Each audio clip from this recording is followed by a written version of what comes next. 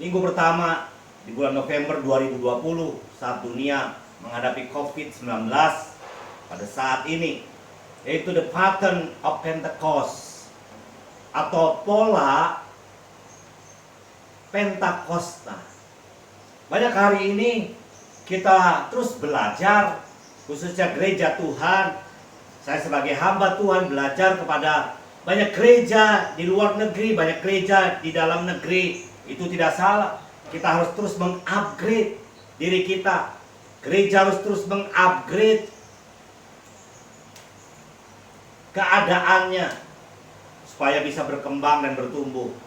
Tapi jangan lupa, ada pola yang utama yang Tuhan Yesus berikan kepada gerejanya, berikan kepada para pelayan Tuhan, berikan kepada para pendeta, berikan kepada orang percaya.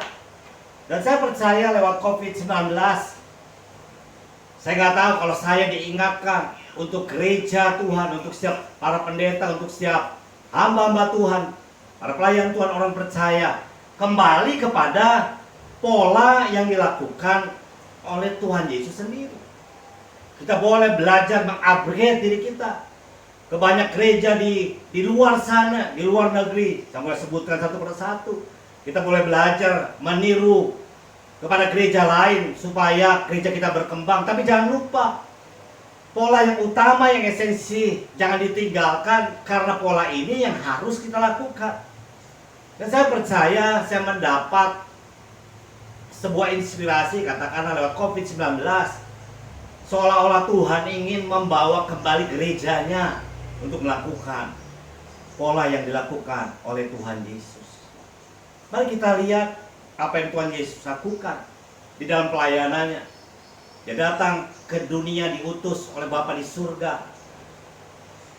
Satu tujuan yang utama, Anak manusia datang untuk mencari dan menyelamatkan yang terhilang. Yang pertama, mari kita lihat Tuhan Yesus berjumpa dengan Yohanes Pembaptis. Tentunya dia dibaptis dalam Matius 3:13-17. Kita nggak usah ributkan baptisan apa, tapi yang jelas saya mengalami sendiri. Saya lahir dari orang tua Kristen. Saya nggak tahu ini namanya baptisan selam, tapi saya ingin ngalamin sendiri. Mengapa? Karena Tuhan Yesus sendiri ketika dibaptis, dia harus turun ke Sungai Yordan.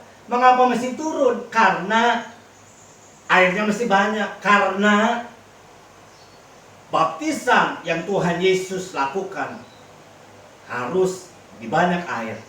Gak cukup hanya air sedikit, ya, lalu doakan ciprat tumpang tangan. Gak cukup. Dia harus melihat air. Kenapa? Karena baptisan itu juga mengandung arti manusia lama dikuburkan dan bangkitlah manusia baru. Itu artinya. Saya baru tahu, saya baru ngerti di umur 27 tahun. Baptisan itu harus baptisan selam. Dan dikonfirmasi Roh Allah nampak seperti burung merpati turun ke atasnya. Saya baru tahu bahwa ketika itu pribadi Allah Tritunggal nyata. Bapa di surga menyatakan, inilah anak yang aku kasihi, aku berikan kepadanya.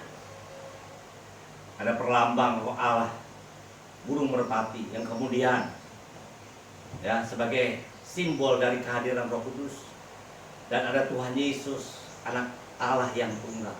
Disitulah pribadi Tritunggal dinyatakan. Tapi perhatikan baik-baik, Yesus tidak hanya dibaptis di Sungai Yordan. Sekali lagi, kalau baptisannya hanya sedikit, perlu air, dia cukup di darat, gak usah nyemplung, ya, gak usah turun ke Sungai Yordan. Saya gak mau berdebatkan. Background saya sekali lagi, orang yang tadinya ya cuma baptis di gereja lagi kecil aja. Tapi saya ingin mengalami. Dan kekristenan itu bukan soal doktrin, bukan soal teori, tapi ngalamin nggak apa yang dialami oleh Tuhan Yesus. That's it, itu intinya. Kalau kita berdebat tentang teologi ya nggak habis-habisnya. Tapi kalau saya suka yang namanya TKP, Ya, kalau orang melakukan kejahatan tentunya rekonstruksi. Nah, ini sekarang rekonstruksi aja. Gak usah teori A, B, C, D, teolog mana, C, D, F, G. Ya, untuk melihat rekonstruksi ini nggak perlu nih, maaf nih. Gak usah sekolah teologi ya. Karena kenapa? Makin kita pinter, saya melihat hari-hari ini, makin orang sekolah teologi malah maaf ya, jauh dari patron Alkitab. Alkitab udah jelas sederhana, Yesus harus turun. Turun kemana? Ke Sungai Yordan. Itu rekonstruksinya. Saya mengalami, saya perlu turun mencari yang namanya kolam untuk dibaptis karena ingin saya bukan berdebat teologianya, mengalami apa yang Tuhan Yesus alami. Karena dia Tuhan yang saya sembah. Yang kedua, Yesus mengalami apa? Dia ini seorang pendoa. Gaya hidupnya berdoa. Dikatakan dalam Matius 26 ayat 36 sampai 46. Dalam Lukas 6 ayat 5 ayat 1, Lukas 6 ayat 12 sampai 16. Apa yang terjadi? Tuhan Yesus sering menyepi, menyendiri. Dia ingin punya quality time. Untuk apa? Untuk berdoa. Bukan untuk memikirkan status sekarang di media sosial kita, Facebook, Instagram dan sebagainya. Yesus seorang yang menikahi berdoa. Ketika dia memutuskan murid-muridnya memilih dari 120, 70 dan 12, dia harus semalam-malaman berdoa.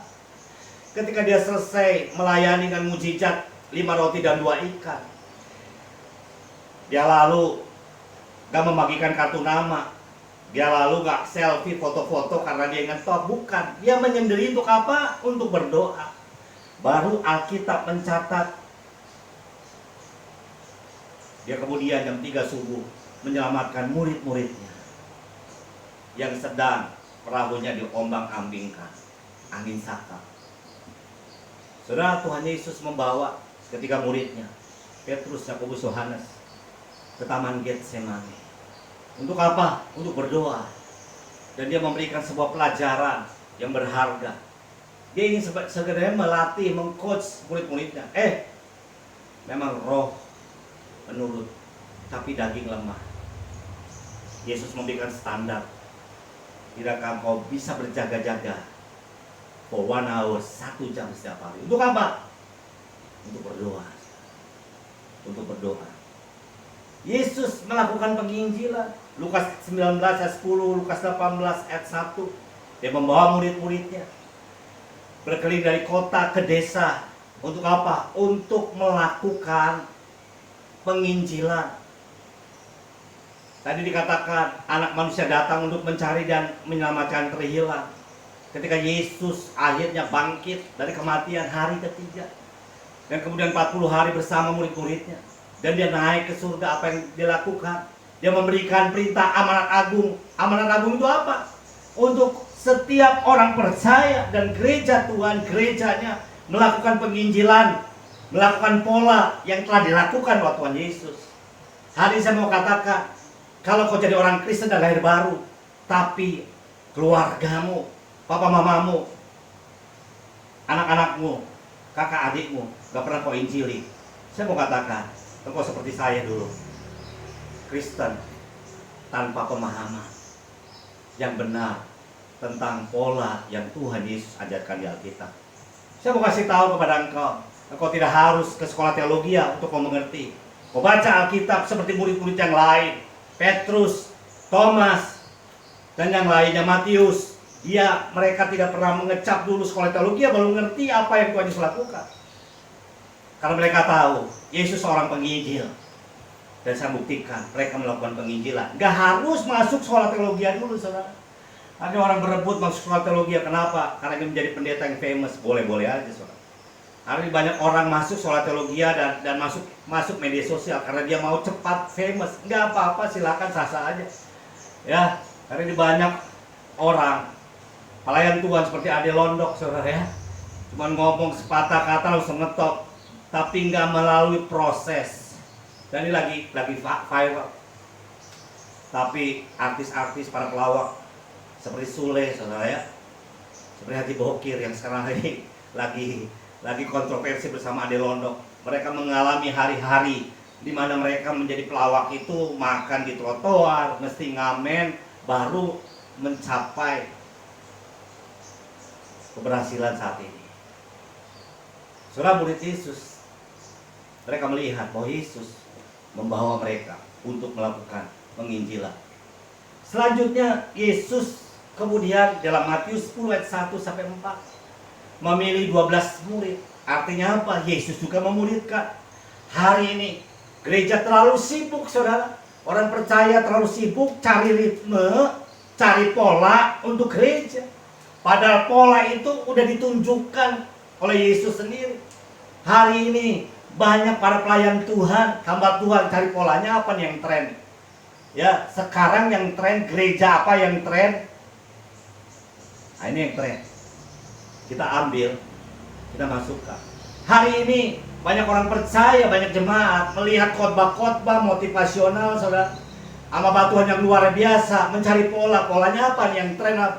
Saudara, pola yang tren menurut dunia, menurut kebenaran manusia, itu tidak habis-habisnya dan berubah. Tapi pola yang Tuhan Yesus ajarkan kepada gerejanya tidak pernah berubah, yaitu pergi, jadikanlah semua bangsa muridku. Hari ini, kalau kita tidak memuridkan dan dimuridkan, saya takut, saudara, siapapun hamba Tuhannya, kita hanya mengikuti tren dunia, mengikuti tren yang namanya industri. Hari ini kalau film dan musik mau memproduksi, mengarang musiknya, lagu, mau membuat film, harus lihat industrinya lagi tren apa. Tapi kalau surga, saudara, tidak pernah melihat trennya apa, karena sudah tertulis Yesus memberikan sebuah pola bahwa gerejanya harus memuridkan. Kali itu perintah, pergi jadikanlah semua bangsa muridku. Saudara, Yesus memuridkan.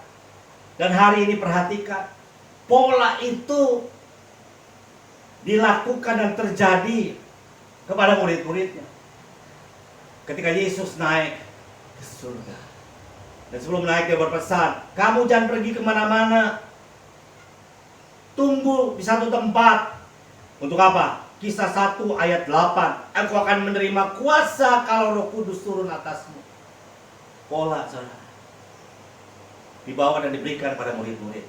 Murid-murid taat, mereka menunggu di loteng Yerusalem. Apa kegiatannya? Apakah mereka kegiatannya kumpul-kumpul hanya makan, saudara?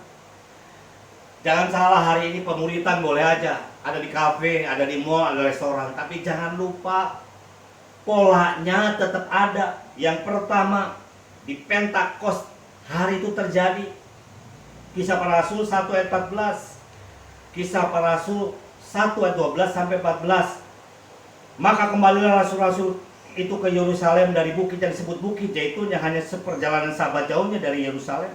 Setelah mereka tiba di kota, naiklah mereka ke ruang atas tempat mereka menumpang. Mereka itu ialah Petrus dan Yohanes, Yakobus dan Andreas, Filipus dan Thomas, Bartolomeus dan Matius, Yakobus bin Alfeus dan Simon orang Selot, dan Yudas bin Yakobus. Mereka semua bertekun dengan sehati dalam doa bersama-sama. Mereka berkumpul bukan hanya fellowship, makan-makan, minum kopi, bukan.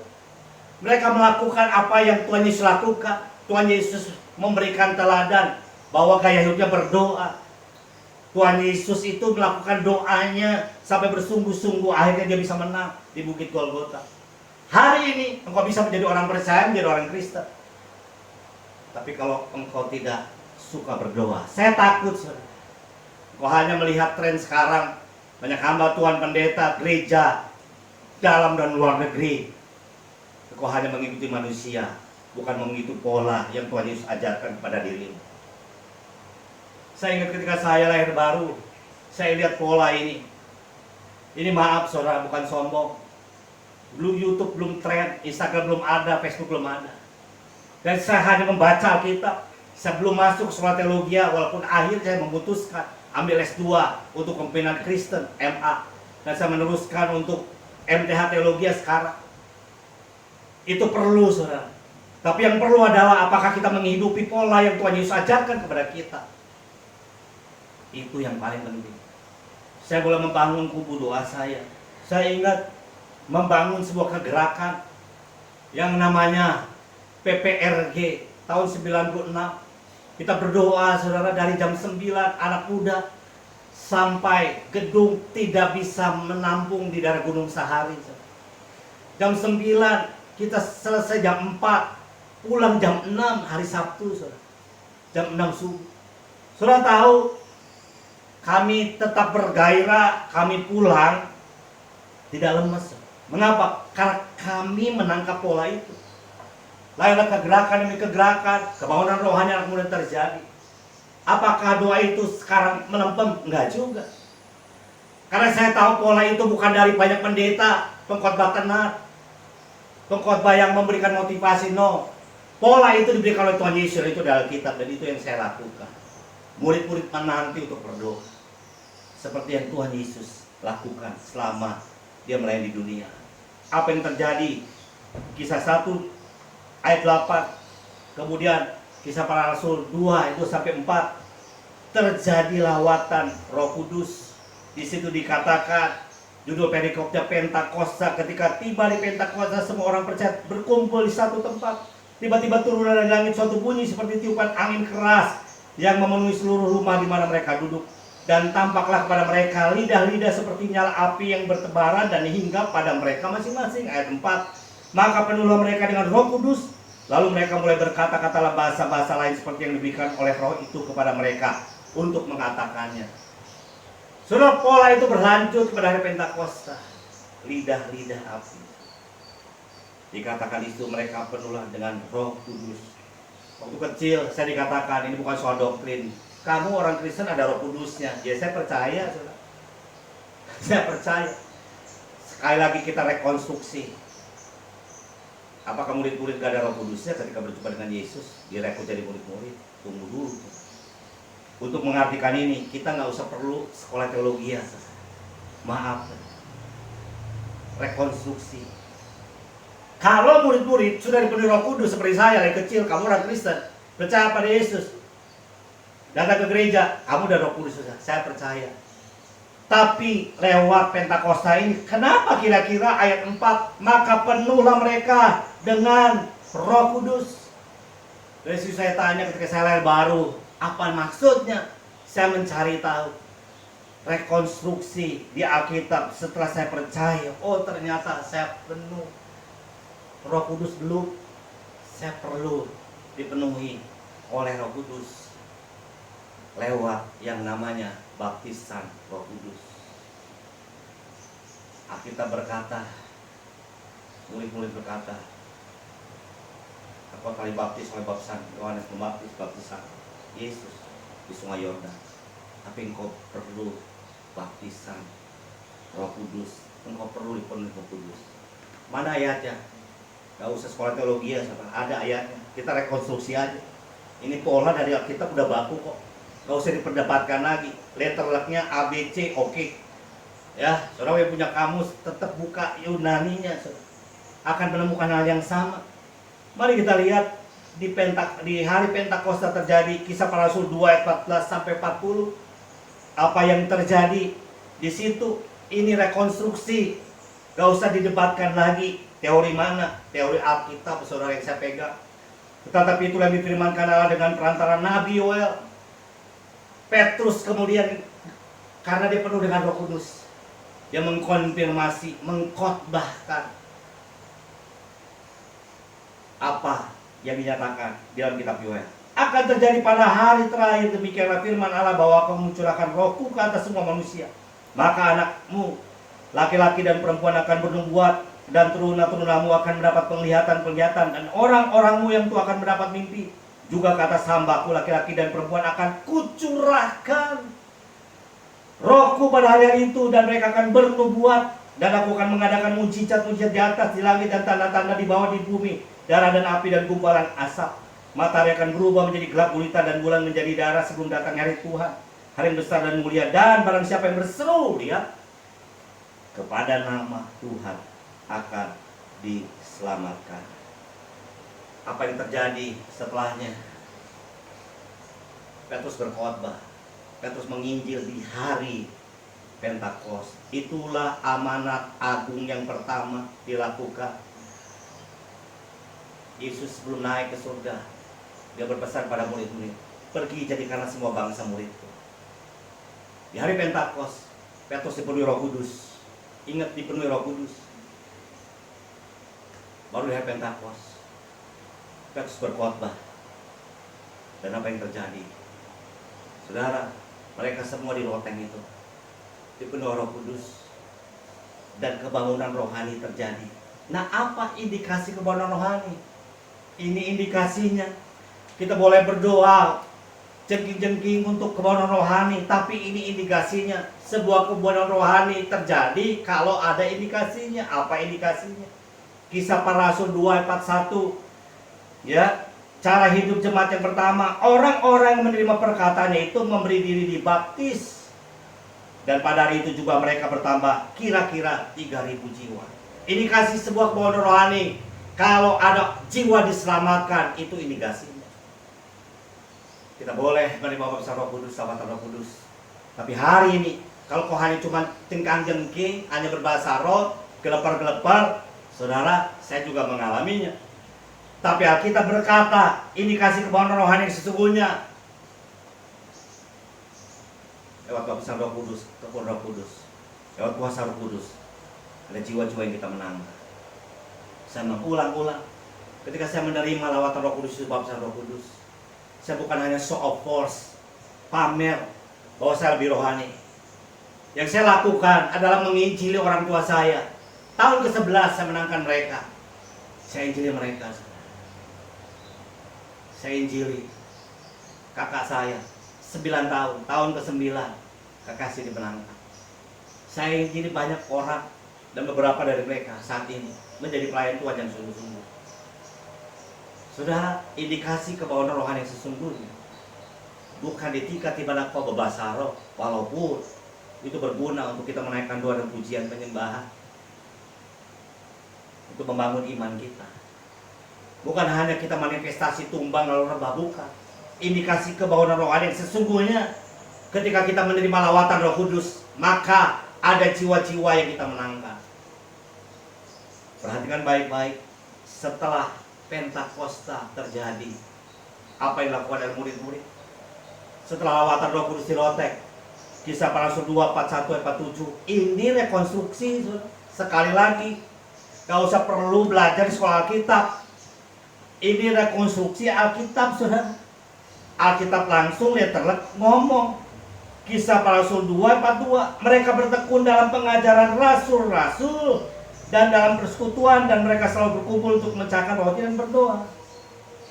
Mereka di follow up untuk apa? Menerima pengajaran rasul-rasul, which is mereka dimuridkan. Mengapa? Karena murid-murid dimuridkan oleh Tuhan Yesus. Pola lagi. Hari ini kalau gerejamu nggak memuridkan engkau, dan kau nggak memuridkan, gak usahlah belajar ke gereja luar negeri. Ya, lihat YouTube, pengkhotbah kondang motivasional, nggak usah. Mengapa? Karena pertumbuhan rohani bukan bergantung pada orang lain. Pertumbuhan rohani bergantung pada kau melihat sisi Alkitab, dan kau melihat bahwa itu Alkitab udah jelas melakukan itu, dan kau lakukan enggak? Hari ini terlalu banyak orang melakukan apa kata orang, bukan apa kata Alkitab, saudara. Hari ini banyak orang melakukan apa kata teolog, walaupun saudara, sekali lagi, saya nggak melarang, saya sedang menyelesaikan MTH saya. Tapi at least minimal, saudara, murid-murid itu nggak pernah mengecap sekolah teologi, ya, saudara. 12 itu, kebanyakan mereka dari marketplace. Tapi mereka yang polos, mereka yang mau melakukan pola itu, mereka lakukan karena mereka dimuridkan, maka kemudian mereka memuridkan. Murid-murid memuridkan 3.000 petobat baru dalam pengajaran rasul-rasul. Mari kita lihat perjalanannya setelah hari Pentakosta terjadi. Kisah Para Rasul 8 ayat 9-25. Di Samaria terjadi kebangunan rohani, banyak jiwa-jiwa bertobat. Tapi perhatikan, kalau seperti orang-orang dulu bilang ke saya, kamu orang Kristen, udah ada Roh Kudus, puji Tuhan, amin. Kalau itu yang terjadi, ayat ini gak pernah ada, saudara. Kisah Para Rasul 8 ayat 9-25. Tapi kita lompat aja Kisah Para Rasul 8 ya, ayat 14 sampai 17. Ini boldness-nya. Ketika rasul-rasul di Yerusalem mendengar bahwa tanah Samaria telah menerima firman Allah, mereka mengutus Petrus dan Yohanes. Lihat, mengutus apa? Untuk melakukan penginjilan dan pemuritan ke Samaria. Ayat 15. Setibanya di situ, kedua rasul itu berdoa supaya orang-orang Samaria itu beroleh apa, saudara? Beroleh Roh Kudus. Ini nggak usah ditafsirkan lagi ya ayat ini. Ini rekonstruksi udah jelas. Sebab Roh Kudus belum turun di atas seorang pun di antara mereka, karena mereka hanya dibaptis di dalam nama Tuhan Yesus. Ini maksudnya dibaptis Tuhan Yesus, baptisan seperti yang diterima oleh Tuhan Yesus lewat Yohanes Pembaptis. Ayat 17. Kemudian keduanya, lihat, menumpangkan tangan di atas mereka, lalu mereka menerima Roh Kudus. Saudara, lawatan Roh Kudus, baptisan Roh Kudus, murid-murid di situ jelas Petrus, Yohanes, nggak usah diperdebatkan. Lewat penumpangan tangan. Saya ketika lihat ayat ini, saya juga ini benar nggak? Tapi gereja saya dulu yang membimbing saya, ketika saya tahu ini, saya nggak usah perdebatkan lah. Tanya ke ahli teologi, nggak usah. Ini bahasa Yunani nggak usah. Saya ikut aja. Seperti orang-orang Samaria polos. Ketika saya ditumpangkan tangan, saudara, banyak hamba Tuhan, saya menerima Roh Kudus. Dan apa yang terjadi hari ini lewat penumpangan tangan itu, saudara, kemudian saya dimuridkan dan saya bisa terpanggil menjadi hamba Tuhan. Hari ini kalau engkau belum menerima penumpangan tangan baptisan Roh Kudus, gak usah saudara kayak saya risau. Gak usah lihat Alkitab aja, gak usah apa kata orang. Kalau kau rindu seperti orang-orang yang bertobat di Samaria, saudara hubungi mentor-mentor rohani, hubungi gerejamu. Kau butuh itu, saudara. Kau butuh penumpangan tangan itu. Lihat, perhatikan Kisah Para Rasul 9 ayat 1 sampai 17. Ketika Paulus mengalami kebutaan, saudara, siapa yang Tuhan utus? Ananias. Ananias juga menumpangkan tangan kepada Paulus untuk dipenuhi Roh Kudus. Saudara, ini pola Kisah Para Rasul 9 17 sampai 18. Lalu pergilah Ananias ke situ dan masuk ke rumah itu. Ia menumpangkan tangannya, saudara, kata Saulus, katanya, Saulus saudaraku, Tuhan Yesus yang telah menampakkan diri kepadamu di jalan yang kau lalui telah menyuruh aku kepadamu supaya engkau dapat melihat lagi, dan bukan hanya melihat tapi penuh dengan Roh Kudus. Saudara, jangan anti pada Roh Kudus. Tapi Roh Kudus harus memenuhi hidup kita. Ananias diutus bukan hanya mencelipkan mata Paulus, itu biasa. Tapi Ananias menumpangkan tangannya kepada Paulus supaya Paulus penuh dengan Roh Kudus. Mengapa? Itu saya dulu, saudara. Kamu udah Kristen, udah ada Roh Kudusnya, masuk surga lah. Tunggu dulu, saudara. Saya lihat Alkitab loh. Ini Saulus perjalanan ke Damsik, dia melihat mendengar suara audible Tuhan Yesus. Paulus, maka kau menanyai aku. Perlu dipenuhi dengan Roh Kudus, penumpangan tangan. Udah nggak usah debat, saudara. Baca aja letterlek lah, rekonstruksi, saudara. Udah pasti bener Alkitab. Dan seketika itu juga seolah-olah selaput gugur dari matanya, sehingga ia dapat melihat lagi. Ia bangun. Lalu apa? Dibaptis. Dibaptis apa kira-kira? Paulus mengikuti pola Tuhan Yesus tentunya, saudara. Harus turun mencari sungai. Saya baru tahu ketika saya dibaptis Roh Kudus dulu, barulah saya seperti Paulus menyerahkan hidup saya untuk dibaptis seperti baptisan Tuhan Yesus. Kalau dulu udah saya cukup lah kecil, kalau udah dibaptis, ngapain saya dibaptis lagi? Saudara, ini firman Tuhan. Ini bukan soal teologi siapa yang benar. Ini rekonstruksi, nggak usah didebatkan, saudara. Ya, Paulus harus dibaptis lagi setelah dia didoakan untuk penuh Roh Kudus. Dia dibaptis. Mari kita lihat apa yang terjadi kepada Cornelius. Cornelius mengikuti pola yang dilakukan oleh Tuhan Yesus kepada murid-muridnya di hari Pentakosta. Kisah Para Rasul 10 ayat 1 sampai 47. Kita tidak baca semuanya, tapi judul perikopnya Kisah Para Rasul 10 udah jelas. The Holy Spirit. Ini ada the Holy Spirit. falls on the Gentiles. Wih, Roh Kudus turun memenuhi ya secara gentle. Gentle itu apa sih maksudnya? Ya. Orang yang penuh dengan gentle itu ya, laki-laki pun gentle itu ya sopan, halus, lemah lembut. Ini nggak usah diperdebatkan lagi. Sekali lagi, kata si teolog A, B, C, D udah kata Alkitab aja, saudara. Apa maksudnya? Rekonstruksi sekali lagi, saudara. Saya suka rekonstruksi karena kita lihat tempatnya di mana, apa yang dilakukan, gestur tubuhnya gimana.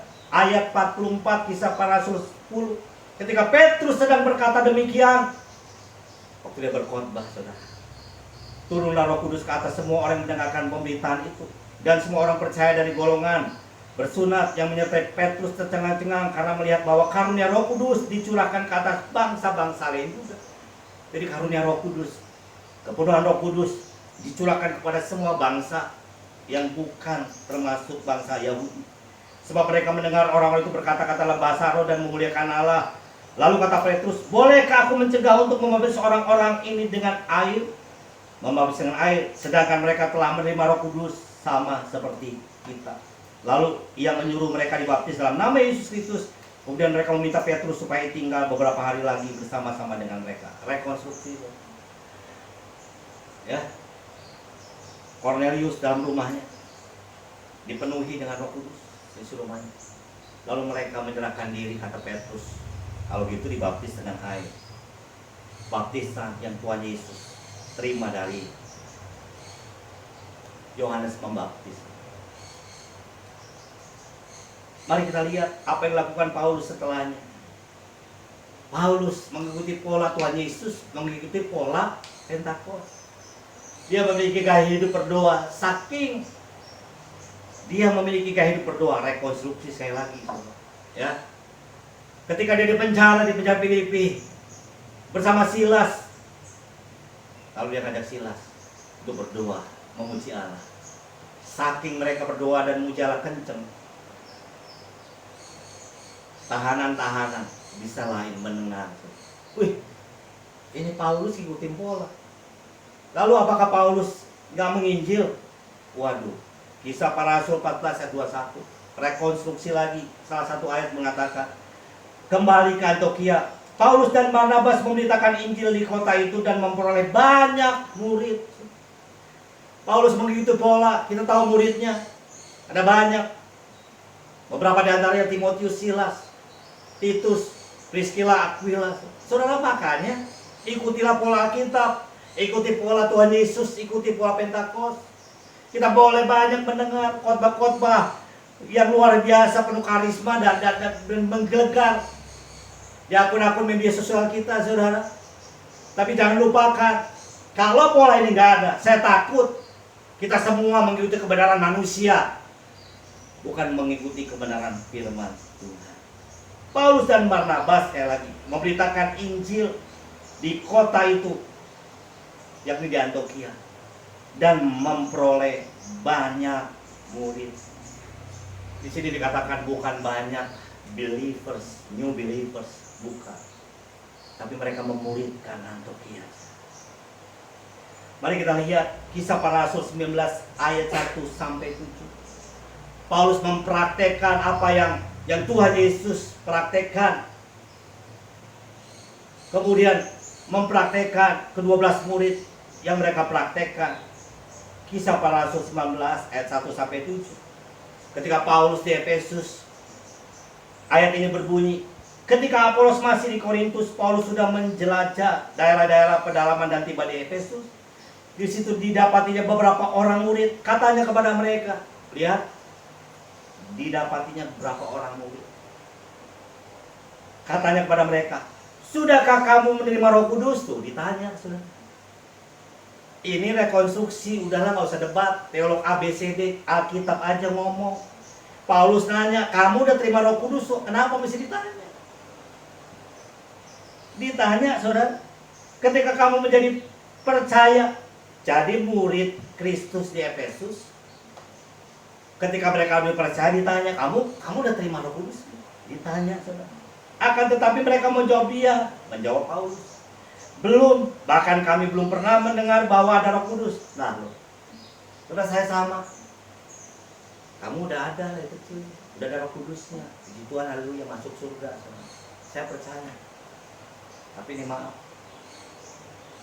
saya ingat 6 SD sudah merokok, 1 SMP gereja sekolah minggu, ngisep ganja, bertambah-tambah lagi alkohol, bertambah lagi dunia malam. Ada Roh Kudus? Ada. Orang Kristen ada Roh Kudus. Kita nggak usah debat, saudara. Ya, saya nggak ngomong begini. Gak semua orang yang dibaptis Roh Kudus sama Roh Kudus hidupnya bisa benar. Nggak jamin juga. Yang benar tuh begini, orang bisa dilawat Roh Kudus, dibaptis Roh Kudus. Kalau dia dimuridkan, saya percaya hidup orang ini bisa benar, saudara. Makanya lihat, ketika Paulus sampai, ya, di Efesus, yang dijumpainya adalah murid yang dimuridkan, tapi dia tanya, udah terima Roh Kudus? Ayat 3, lalu kata Paulus kepada mereka, kalau begitu dengan baptisan manakah kamu telah dibaptis? Jawab mereka, dengan baptisan Yohanes. Yohanes mana? Yohanes Pembaptis. Baptisan Yohanes seperti apa? Tadi saya diutarakan di depan. Yesus harus turun ke sungai Yordan mencari air yang banyak dan cukup dalam. Untuk apa? Baptisan setelah manusia lama dikubur, dibangkitkan lagi menjadi manusia baru. Oh, mereka sudah dibaptis, tapi baptisan yang telah diterima seperti Yesus dibaptis oleh Yohanes Pembaptis. Tapi belum dibaptis Roh Kudus, belum dipenuhi Roh Kudus. Ayat 4 ditegaskan rekonstruksi, saudara. Ini bukan soal teolog mana yang benar. Ya, Alkitab ngomong, kata Paulus, baptisan Yohanes adalah pembaptisan orang yang telah bertobat. Baru bertobat, saya bertobat, ya, boleh dibaptis, saudara. Dan dia berkata kepada orang banyak bahwa mereka harus percaya kepada dia yang datang kemudian daripadanya, yaitu Yesus. Ketika mereka mendengar hal itu, mereka memberi diri mereka dibaptis dalam nama Tuhan Yesus. Dan ketika Paulus sekali lagi menumpangkan tangan ya, di atas mereka, turunlah Roh Kudus ke atas mereka dan mulailah mereka berkata-kata dalam bahasa roh dan bernubuat. Jumlah mereka adalah kira-kira 12 orang. Jadi baptisan Roh Kudus, kepenuhan Roh Kudus adalah peristiwa yang berbeda dengan baptisan kata-kata selap yang dialami. Tuhan yang berbeda. Saya bertobat, saya meninggalkan dosa saya meninggalkan hidup saya kepada Tuhan. Pertama kali saya ingin seperti murid-murid Samaria. Aku ingin menerima Roh Kudus. Aku ingin mengalami kuasa Pentakosta seperti di loteng Yerusalem. Begitu saya dilawat, tumpang tangan, dan saya rebas. Seminggu kemudian saya menyerahkan diri untuk mengalami baptisan seperti Tuhan Yesus dibaptis. Caranya oleh Yohanes Pembaptis. Saudara, ini rekonstruksi. Ini pola Alkitab yang dilakukan oleh Tuhan Yesus semasa dalam pelayanannya. Kemudian di copy, saudara, copy paste. Di hari Pentakosta terjadi di loteng Yerusalem. Kemudian di copy paste lagi oleh murid-murid, khususnya Petrus. Kemudian di copy paste lagi oleh Paulus. Dia memiliki murid. Dia meminta orang dibaptis Roh Kudus, kepenuhan Roh Kudus. Dia menginjil, dia berdoa. Pertanyaannya hari ini, kita ada di mana, saudara? Kita boleh hebat melayani Tuhan. Kita boleh hebat pengetahuan kita menggali, saudara. Tinggal lihat YouTube, semua ada, saudara. Dari khotbah jurus A, B, C, D, F, G. Belajar dari mana-mana, saudara. Dari pola gereja manapun, hamba Tuhan manapun. Tapi saya ingatkan kepada kita semua, kalau kita tidak pernah melakukan pola yang Tuhan Yesus lakukan, seperti yang juga di copy paste terjadi di hari Pentakosta, kemudian di copy lagi oleh murid-murid, khususnya dipertontonkan dalam Alkitab, diperlihatkan oleh Petrus, Yohanes, lalu oleh Paulus. Saya takutnya, saudara, saya takutnya kita seperti rumah, kelihatan bangunannya luar biasa, tapi pondasinya rapuh.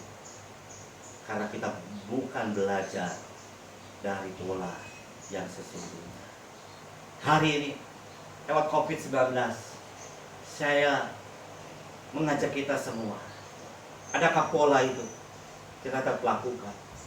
Pola yang Tuhan Yesus ajarkan, pola yang Tuhan Yesus mau kita teladani. Mau kita hari ini lewat COVID-19 kita menangkap message yang besar ini, bahwa gereja Tuhan, khususnya gereja kita, GBI Blessed Impact Generation, kita orang percaya, kita para pelayan Tuhan, mau memiliki pola ini. Yesus suka berdoa karena gaya hidupnya berdoa. Yesus jelas melakukan penginjilan karena tujuannya ke dunia untuk mencari dan menyelamatkan jiwa.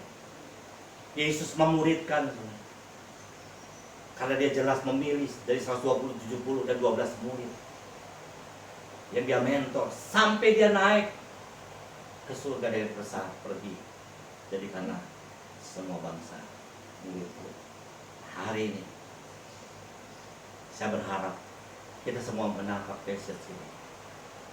Kalau engkau belum bersungguh-sungguh berdoa, masuklah dan cari seperti Yesus tempat yang sunyi untuk kembali on fire. Kalau dulu engkau on fire dan sekarang enggak, baliklah saudara kepada kasih mula-mula. Karena kasih mula-mula itu akan membawa kita kembali on fire. Kalau dulu engkau suka berdoa kepada Roh Kudus, engkau suka minta lawatan Roh Kudus, engkau mudah menangis dilawat sudah ketika kau sendiri, dan sekarang engkau hanya mengandalkan otak, engkau hanya mengandalkan kepintaranmu. Kalau kau pelayan Tuhan, engkau hanya mengandalkan keahlianmu, skillmu. Engkau hanya mengandalkan mungkin maaf, saudara. Engkau lulusan sekolah teologi S1, S2, S3. Enggak salah, saudara. Tapi kadang-kadang kalau kita mengandalkan otak kita dan tidak mengandalkan Roh Kudus, hati kita akan kering. Yang powerful adalah kau mengandalkan sekolahmu, gelarmu, Alkitab, dan mengandalkan Roh Kudus. Terus sampai hari ini, ketika saya menyiapkan khotbah ini, saya tahu ketika saya ngetik, saya dilawat Roh Kudus gampang, saya menangis. Dan tiba-tiba, saudara, ini bukan soal mendengar suara Tuhan, karena di Alkitab juga ada rekonstruksinya. Ini bukan soal kata hati. Orang yang memang dekat, saudara, kadang-kadang diizinkan mendengar apa maunya Tuhan. Dan tiba-tiba ketika saya ngetik, saya mendengar bahwa ada sebuah suara. Hari ini banyak orang yang tadinya mengandalkanku, sekarang mengandalkan keahliannya, skillnya, dan otaknya. Sudah saya berkata pada Tuhan ketika saya menyiapkan, saudara, message pesan hari ini, dan saya nangis. Tuhan, ampuni aku kalau aku telah kehilangan kasih mula-mula. Kalau aku hanya mengejar mungkin jabatan, mengejar titelku di sekolah teologi, mengejar aku ingin famous, dan hari aku kendor tidak mengejar kegairahan akan Engkau. Saudara, saya tinggalkan laptop saya. Saya baru tersungkur menaikkan 2 pujian penyembahan hampir 1 jam. Saya menangis di kaki Tuhan. Hari ini, apakah engkau mengalami seperti itu? Kalau kau tidak mengalami, saya takut dan khawatir kau sudah mengandalkan diri sendiri. Mari kita kembali kepada kasih mula-mula kepada Tuhan. Karena Tuhan Yesus telah memberikan polanya kepada kita setiap orang percaya, pada para pelayan Tuhan, para hamba Tuhan, dan juga kepada gerejanya. Yang berbahagia adalah setiap orang yang mendengar kebenaran firman Tuhan dan bukan mendengar dan melupakannya, tapi melakukannya. Dia akan naik imannya, bukan turun. Imannya akan kuat, bukan tambah. Tuhan Yesus memberkati.